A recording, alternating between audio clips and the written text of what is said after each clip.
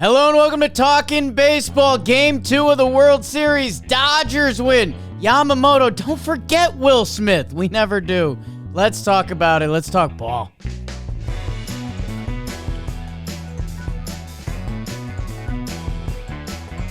Yamamoto. Andy Pajes. Cue ball, but he got a knock. Oh, is he back? Maybe not. Hello and welcome to Talkin Baseball, presented to you by SeatGeek. Use code JAMPLAYOffs for 10% off your playoff tickets. And all of our special Talkin Baseball postseason episodes are brought to you by T-Mobile. However you watch the game, check-in stats, stream, and ballpark perks. T-Mobile, the best network in America. Head over to T-Mobile.com/network. I'm Jake Storielli. That is Trevor Bloof. Dan Rourke is on the 1s, 2s, and 3s. Dalt Feely updating the sheet live. And Trev, how are you, big dog? I'm doing great, Jakey boy. Another interesting game. Obviously, a little bit different result than last night, but an otherworldly performance by our guy Yamamoto. It was me. It was Matthew Stafford watching the game on the couch together, talking ball. Wow. So a beautiful night for me. Also coached my youth team today, the SoCal Padres, 2-0 on the day. We got more games tomorrow. I'm excited to get into it. I know you got your burn. Don't you dare ruin the standings for me, okay? You hear me? I'm going to try not to, but no promises along the way. Stafford knows ball. Would it fair to say? He knows ball. Okay. Love talking ball with him. That makes me feel good. Let's get into it. A couple of you might have caught us. We tried going live. The tech monster fought us. If you know, you know, and we'll always have that memory. But let's talk about World Series Game 2. Hit me with the music, Daniel.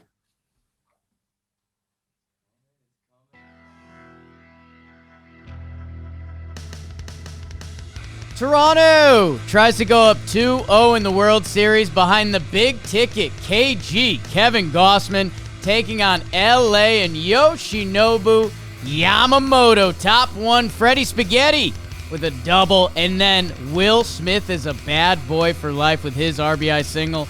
In the third, Alejandro Tim Kirkjian squeaks out a sac fly. We're tied up at ones. Then it was all pitching and Jonas Brothers for about 4 innings until Kevin runs out of Goss. Will Smith, I am legend, turns on a homer. That funky Muncie. Max is a beastie boy. 2 in the 7th, 2 in the 8th, but the story was Yoshinobu Yamamoto. Another complete game. Back-to-back against the best record in the NL and the best record in the AL. And tonight, he takes down the BJ's 5-1 final. I love your Tim Kirkjian voice. I don't actually have the impression. I just start squawking, but... You know, of all the old heads in the game, I think Tim Kirkjian's still my favorite. Like, he just has this thing. He just does it. And Jeff Passan, you're not an old head just yet. You're getting there, though. Stay tuned to the end of the episode for our old head rankings. Okay. Am I there? I'm turning 40 next year. Standings for the series. Great burn, by the way. Both teams 1-1 in the series, Jake. It's a 5-game set, race to the finish, best to 3 now. Love that. It's exciting. There's a lot of different elements of this. Obviously, we're going to spend a lot of time on Yamamoto, who becomes the story. Trev, hey, I hope we give Gausman the proper amount of love because he went toe-to-toe with them, but ran out, or the Dodgers are really good because the guys that clipped him are amazing. But I think that's getting ahead of our stuff a little bit. I think we start off in the first because both of these teams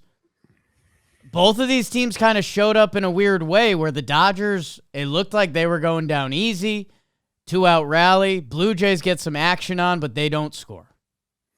Yeah, I mean, Will Smith, another story of the game. If we're going to talk about Yamamoto, you got to talk about Will Smith. You know, Freddie Freeman with a really, really good at bat there, gets the 2-out double. After, you know, Ohtani and Mookie just haven't got the job done. Freddie with a nice at-bat. It'd be great for the Dodgers if he got going. And Will Smith, man, not a bad pitch right there, but able to keep the hands through. I love that shot we just saw because that pitch was, you know, down and away. Maybe not down and away, but away enough. Off. Keeps the hands and able to drive it up the middle. 1-0 Dodgers. And, before our other stream got cut short, I think you made a really good point. Thank you. About the Dodgers. You're welcome.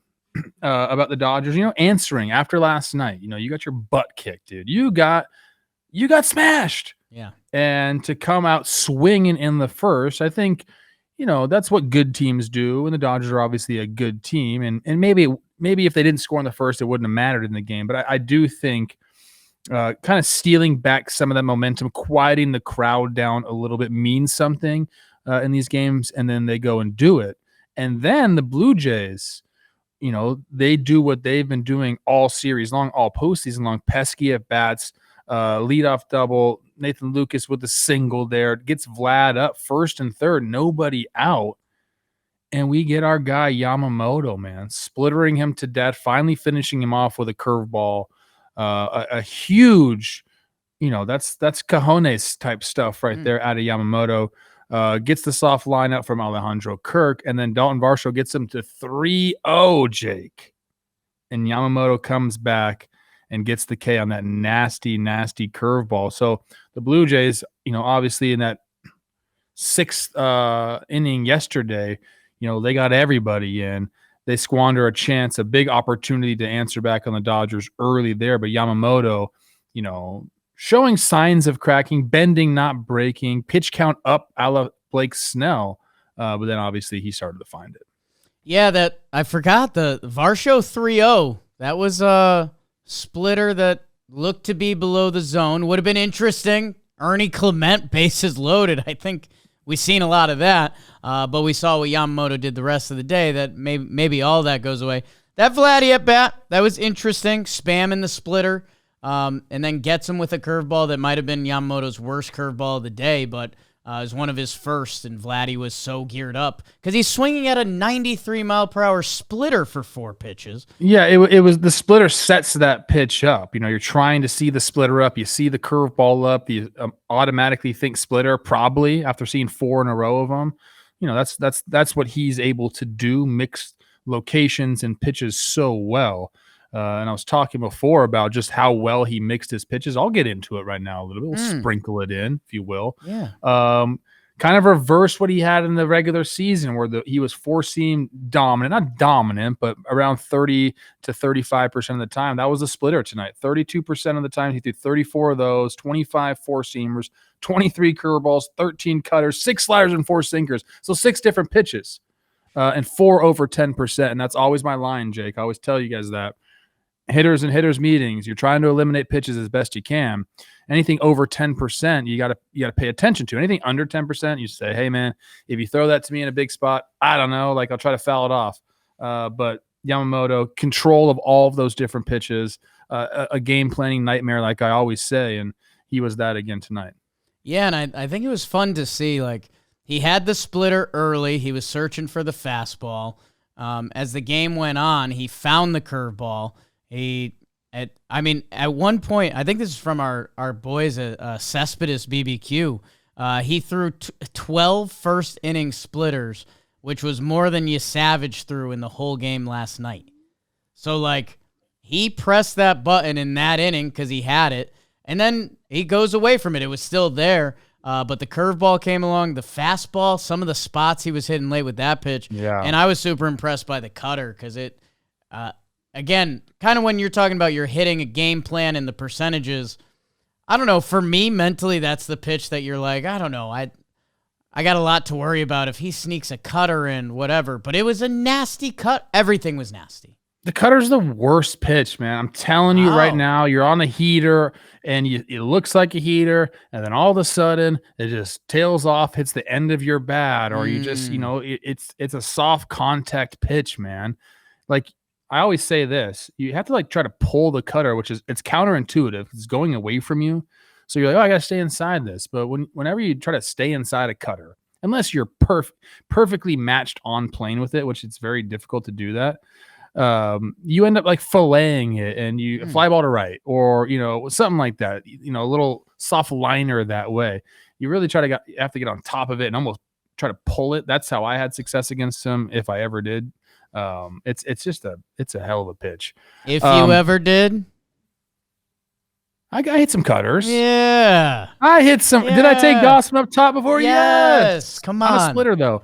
Gossman really settled in, man. 1 point after that first inning, it's 17 sat down in the row before the big hit, which we'll get to. And same with Yamamoto, man. I mean, both these guys, that was the story of the game. Blue Jays, I don't want to call it squander another chance, but you get first and third with 1 out. You get a George Springer hit by pitch. Vladdy gets the knock. Alejandro Kirk up there, first and third, 1 out. If you're the Blue Jays, you got to be thinking big inning again. I mean, that's what you have to do against the Dodgers. Kirk hits the sac fly. Dalton Varsho grounds out. I mean, 1-1, they tie the game, but that's 2 opportunities now within the first 3 innings that you had a chance to really put a crooked number up there and take the lead and do all these things, and you only end up getting 1 run out of those opportunities. I think they'll look back and say, yes, Yamamoto ended the night in a flurry, but we had him on the ropes early and didn't have the knockout punch. Yeah, Toronto, they got their first 3 leadoff hitters on. One was the Ernie Clement infield pop-up that I'm gonna die on the hill. Pitchers can catch pop-ups. I'm sorry. Yamamoto can catch pop-ups. Yamamoto can catch pop-ups. Oh, you're right. Let's keep some of these pitchers. Some of those 6'7", 6'8" guys. Don't do that. They can't. I'm not doing push-ups. That's 20 push-ups. That's 20 push-ups. I'll do them tomorrow when I see you in LA, or maybe Monday. Oh Monday morning. You, me. It's you. It's me. It's Rob Manfred. Yeah. I think that's happening. A lot of people. Let me tell you this. I know a lot of people going to the game on Monday. Good. A lot of people.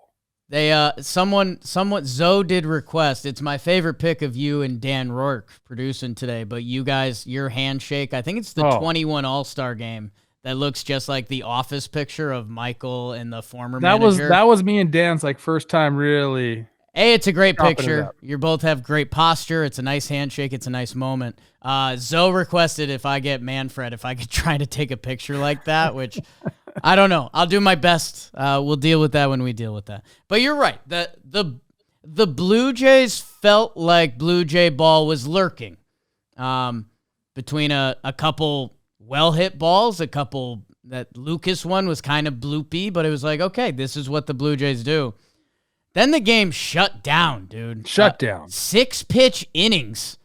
I'm looking at the pitches in the order that the guys went down in. It's 6 pitches, 11 pitches, 8 pitches, 6 pitches, 11 pitches. I mean, we were flying, Coach. It was nothing. It was them. It was the Joe Bros. That to me was interested in that.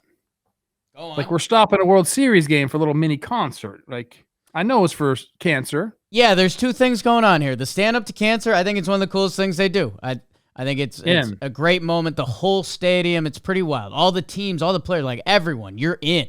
I think it's good, and I think it's a moment that's brought together by the beauty of silence and togetherness that was a little surprised when they went to the Joe. I like the Joe Bros. Yeah, me too. I'm in the club. Fan. Nice dudes. I just felt like weird timing in the middle of a baseball game. Was it you, Jonas Brothers, in Tulum? Were they there? I don't need to talk about that. Did you sign an NDA for that? You probably I don't did. need to talk about that.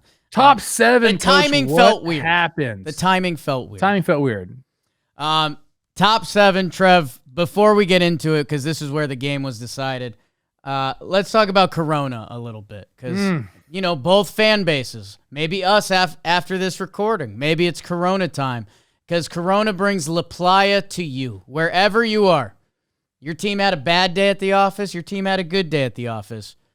Corona can be there for you. Corona, they've been with us all season. Preseason, spring training, beers on the berm. Grab a Corona. Yeah, I know that gets to you. The All-Star game, the playoffs, and even the World Series. Corona is there the whole way. It's the cerveza that brings people together. Grab some lime, spend your postseason like you're on La Playa. Corona La Playa awaits, the official cerveza of MLB. Get yours at ordercorona.com. 21 plus. Relax responsibly. Corona Extra Beer imported by Chicago, Illinois. Wow. The Yoffs? The Yoffs. I like that. Some people don't like it. It's annoying Jake stuff. Trev, the 7th. And that's where these might unfortunately be final snaps for Gossman because he was out dueling Yamamoto. up until this point. And I don't know. I guess I'm interested what you think. Do you think, man, that Will Smith fastball, I know you didn't like the run on it, but I think 95% of that goes to Will Smith to get his hands in on that and to keep that fair. Like that's an impressive swing. Is Will Smith a short arm guy? Because he gets him out, but he pulls him in. I mean, where that pitch is. Josh Willingham Okay. used to love guys with big, short arms. He said, number one, we can bench press with the best of them because we don't got that far to go. Right. And number two, we can turn on a fastball. I don't think Will Smith has short arms, but he makes them look short the way he pulls them in right there because he gets them out. Yeah. Maybe that's his know how, like, humans copy animals, like make yourself big to intimidate and stuff. Is that Will Smith like, hey, throw it in there, see what happens? Because he did in second deck in Toronto. Yeah, and he knew it right away, and he pulled it the right way, so it wasn't hooking. It was just straight. A great swing by him, and Dodgers go up 2-1, 107.5 off the bat, 29-degree launch angle. That's about as perfect as you can do, people. 404 feet, beautiful swing. At that time, you're like 2-1 seems great because of those 6 and 11 pitch innings, all of a sudden Yamamoto's pitch count looks good. Yeah, Dave Roberts is just like, he's saying, can I go to my guy Yama, to my guy Roki? That's what I'm trying to do, people. That's the game plan. And then, of course, we get our guy, Max Muncy. Does the opposite of pulling the hands and goes out and gets one out over the plate, man. Bam! He's got a great swing. It's not easy to do that, man. I know he hit it 100 miles an hour off the bat, but it's just not easy to drive the ball like that the other way. Your swing has to be so dialed in, and when Max Muncy's got the glasses on and he's swinging a hot bat for the Dodgers, you have to look out. You got to look out. So 3-1 at that time, a couple more runs for the Dodgers on a passed ball and, not great baseball, I guess you could say, by the Blue Jays. But I don't think it really mattered because Yamamoto was so locked in at this point. Hey, did that ball hit Freddie's foot? Felt like nobody cared, but it super felt like that ball hit Freddie's foot. Do we got to get a replay of it? I don't know. We've got the main angle here. It looked like it hit off his glove. I don't know. They did ump cam, and that one looked like it took a weird. I don't know. And then it was interesting because they intentionally walk Freddie when it goes to 2-0 that, in theory, the Dodgers would be the one to challenge that. Freddie didn't react at all, but also Freddie wants to hit. Hey, tell me how that inning started. Well, after the first out, my guy Andy Pajes getting it going at the bottom of the order. That's been missing. That could be what the doctor ordered for the Dodgers. That would have been 2 outs. Shohei coming up against Louis Varland. Can't believe the Twins traded him.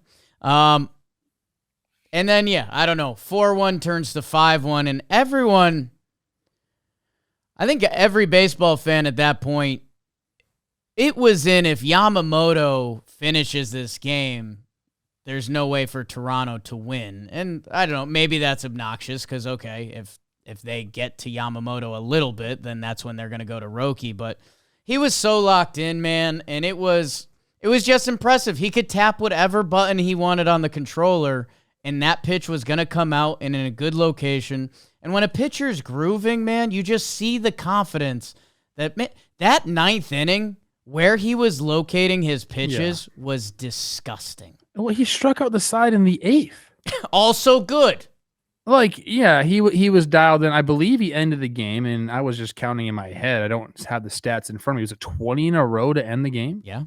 Sheesh. Yeah, that's not bad. And I mean, I don't know. Oh, do that one again, Dan. He gives the pitcher's hop there. I think it's the next one. This one. Skirt. Yep. Yeah. Yep. If you get a little hop step on that landing leg, you go. I mean, I think you have to try to do the Yamamoto challenge again at the office. I know it's midnight there, but after this show, I think you got to do it again. You know how to do it now. You can do it. Yeah. Yeah, maybe. Challenge. Yeah, maybe. Great for the Dodgers and their bullpen, who doesn't have to throw again. It's not always going to go this way, people. Yeah. So if you're a Dodger fan, like, you're not out of the weeds yet, I still think there is some exposure that you're going to have to get, obviously. But just quick, a little bit more on Yama and kind of what this means. I mean, back-to-back complete games against two of the more pesty teams in all of baseball, in the Brewers and the Blue Jays, guys that just have great at-bats up and down the lineup. And I think you could put the Blue Jays kind of in a different category than the Brewers, if we're being honest. They just hung an 11 spot on you the night before. Yeah, man. An 11 spot. And here's Yama saying, like, hey, earmuffs. Oh. I don't give a fuck. I'm going to go 9 on you. 9, 4 hits. I'm going to retire 20 in a row to end the game. I don't care. That's like, nuts. that performance is, I mean, what else is it than legendary? It's in the World Series. Back-to-back starts like this. So, I mean, I'll call it legendary because it is. I mean, it is. And, yeah, just a reminder who this cat is. He came over, and we did a little bit, and I'm trying to stop these conversations. Pretty much everyone that's coming over from Japan these days can play ball because they play really damn good ball over there. Best. That Yamamoto, who came over 5'10", 170, a lot of teams lined up and said, we would love to give you $300 million to play baseball. And he's showing why. His last 2 starts are just insane. The Brewers, which I know they had a tough postseason, but that's partially because of him. And then, to do that against the Blue Jays, like, depending how these Blue Jays go the rest of the way, I mean, it might be remembered as a all-time insane performance. Yeah, so that's what I'm trying to go. And this is a little late night simulation talk right now. When, like, does enough time pass that we can look back on World Series moments and say, shit, that was actually legendary? Like, in the moment, because you're like, oh, it's right now. It doesn't, maybe it doesn't carry the weight, but, fast forward a couple of years, it becomes that. Like Madison Bumgarner in the 2014 World Series. That's stuff of legends, what he did there. Like, are we going to be sitting here in 3 years, 4 years being like, do you remember those last 2, possibly 3 Yamamoto starts and what he did for the Dodgers in 2025? Like, I think we will. So I'm just trying to, like, portray the weight of what we just saw. Because, again, yes, Blue Jays, incredible performance game 1. It's a series now, great. But Yamamoto single-handedly, won this game for the Dodgers. Yeah, I was just in our sheet, basically texting with Dahl. Because the joke I was going to make, and I think I figured it out, was I think managers that have gone starting pitcher to closer this postseason, I think they're 3-0 or 4-0. Also, managers that have just gone complete game are 2-0, and that's both Yamamoto right now. So, again, add that to our analytics binder. Love that for us. When we take over the Rockies. And Trev, because we're on him and we should be on him more, it's the midweek. What day is it? It's literally Saturday, Jake. Yeah, not midweek, no. The Best Western Road Warrior, which has been a Friday thing all year, brought to you by Best Western Hotels and Resorts. It's Yamamoto, bestwestern.com. Yamamoto, here's a couple of the stats we've got. Retired 20 Blue Jays in a row. Coach Trev had that first World Series complete game since Johnny Cueto, 2015. Is that the Royals? Yes. He had the bullpen too, and he just said, screw that, huh? First pitcher with back-to-back complete games in the same postseason since Kurt Schilling, 01. They had a couple starters on that team. First Dodgers pitcher to pitch a complete game in the World Series since Oral Hershiser, 88. Little Poppy, not alive yet. I love Oral Hershiser. I was going to clip that and cut out the last name. Yamamoto is the first pitcher to retire 20-plus batters of a postseason game since 1956. Don Larson. He had a good night that night. You're disgusting. A perfect night. Thank you. And then this is a little more Dodgery, but when starters go 6+ innings this postseason, the Dodgers are 9-0. Every other team is 7-8. So yeah, that one Dodgers weakness still lurking, but guess what? Didn't need it tonight at all. Roki hasn't pitched in what? By game 3, it's going to be 10 days? Yeah. Start Roki. Why not? Well, we're going to get into the matchup, which I think is fascinating, by the way. Should we just go there now? Because I think we've covered game 1 pretty well. The only question I have is just start Bo Bichette. I was just going to go there. Yeah. Right? Just start Bo Bichette. I'm sorry. That was a little cute.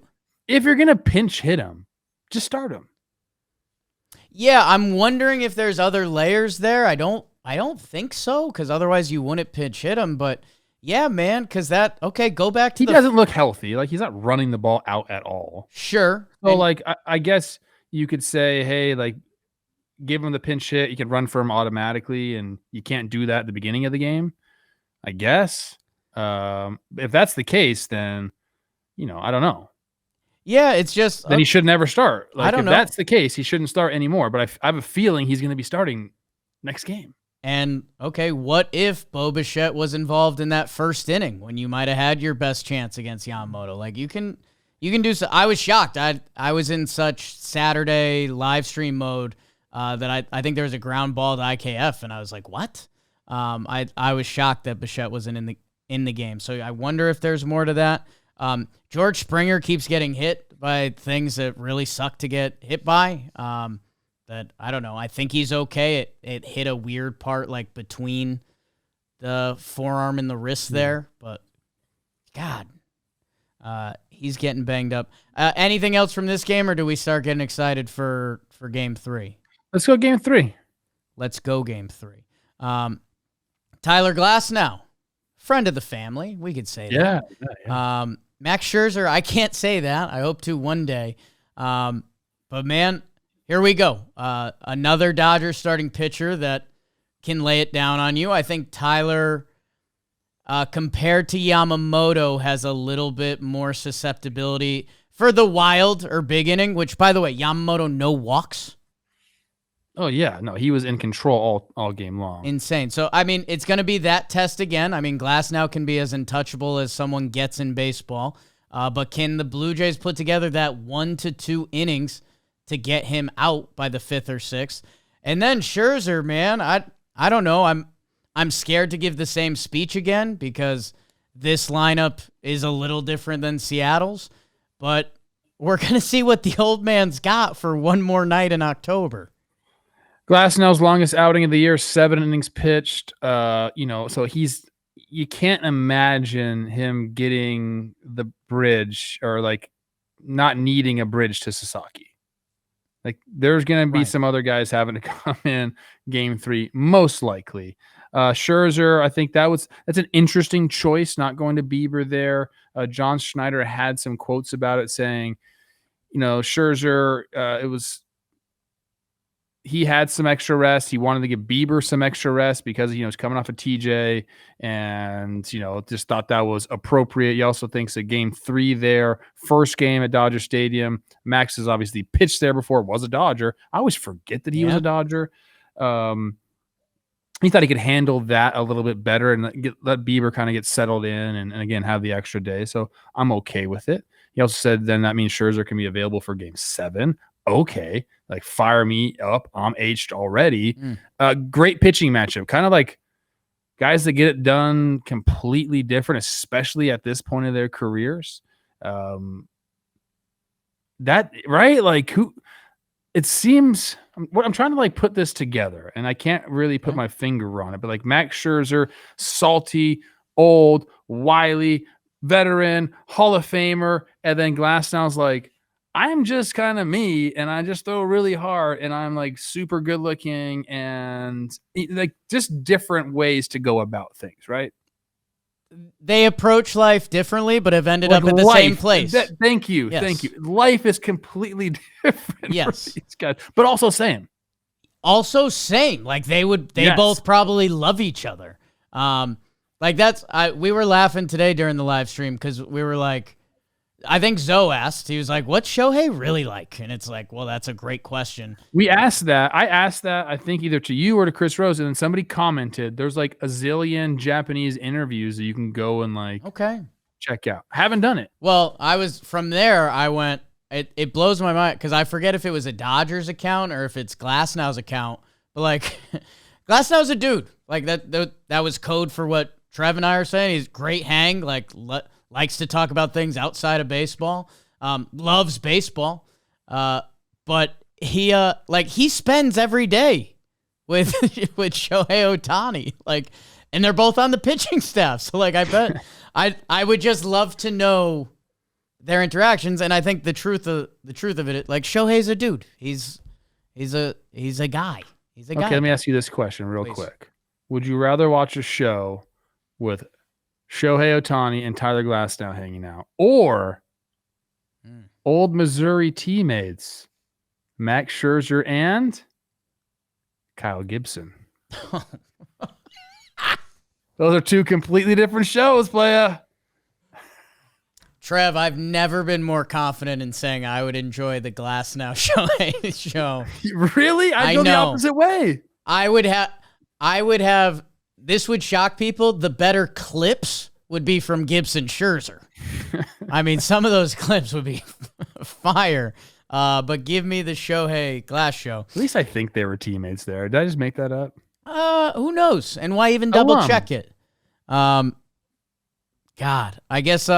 What else is significant in Game 3 that I don't know. It feels a little weird that, baseball normally it feels like it's a ton of moving parts, but it feels like when is Toronto going to get a look, or will they get a look at the Dodgers bullpen, which is a fun game. That game didn't happen tonight, but do you think they changed the lineup? Does Toronto go with Bo Bichette in the lineup, or do they stay with kind of Falefa and then Bo off the bench? For me, it's a no-brainer. I still don't fully understand tonight. Maybe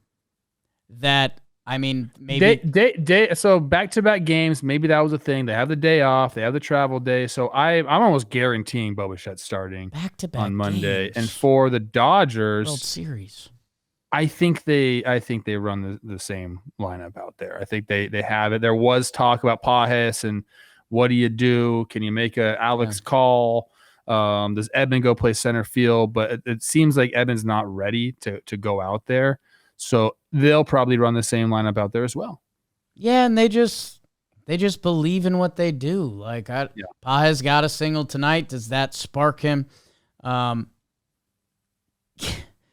Hernandez has made the most postseason appearances for the Dodgers in their all-time history. Love that. What a life. What a life. We'll be together Monday at the game. Oh, my God. Chavez Ravine, me, you, Rob Manfred. And I know it's been a funky one today. Before we send you out, people, it was brought to you by Nutrafol. There's what's better than postseason and hair. Take care of it, people. If you're starting to get thin up there, why even take a chance with it? Even if you're not, don't you want healthier, stronger hair? Don't you want healthier, stronger muscles? Think of it that way. We just kind of treat our hair differently sometimes. Nutrafol is the #1 hair growth supplement in the game, clinically proven to see results in 3 to 6 months. It's all about growth, the kind that takes time, commitment, and consistency. That's why they love baseball. It's more than just a game. It's showing up day to day, season after season. So visit Nutrafol.com to take $10 off your first month subscription. Join millions in seeing thicker, stronger hair. So of note for the Talkin' Baseball family, we're going to be in the building for Game 3. We're going to try to go live from in the building for Game 3. We did that. We did it from Game 5 of the World Series last year, if anyone remembers that old ditty. Good time to go live. Are we confirmed? We're doing it in-house, huh? we're going to do our damnedest. Rob says he has the logistics. We will see. Honestly, when we did Game 5, it was awesome. Like, we just camera to the computer, talk ball. So that should be the setup. Maybe if Manfred... So not live. Again, let's just tell people we won't be going live tomorrow. No, not tomorrow. We are going to. That's what we did for Game 5 last year, and that was my request. So we'll see. We'll see. We're going to get you an episode, as you're seeing right now. So we'll be at the game. If you're there, wave. Say Trev sucks. I don't know. Mix it up. And 1-1 series, best of 5.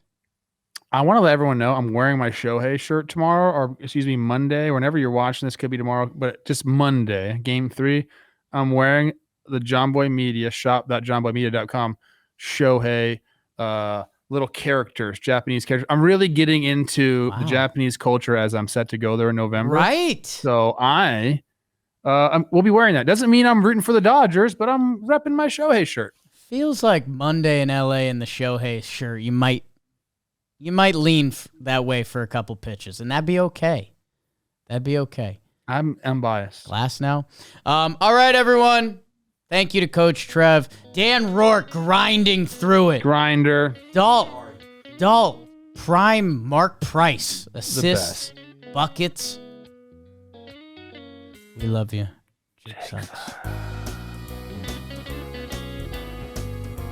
Don't talk about Oral Hershiser like that ever again. I didn't. You did. I said I was going to clip it. He's gonna be at the ballpark. He's a dude, huh?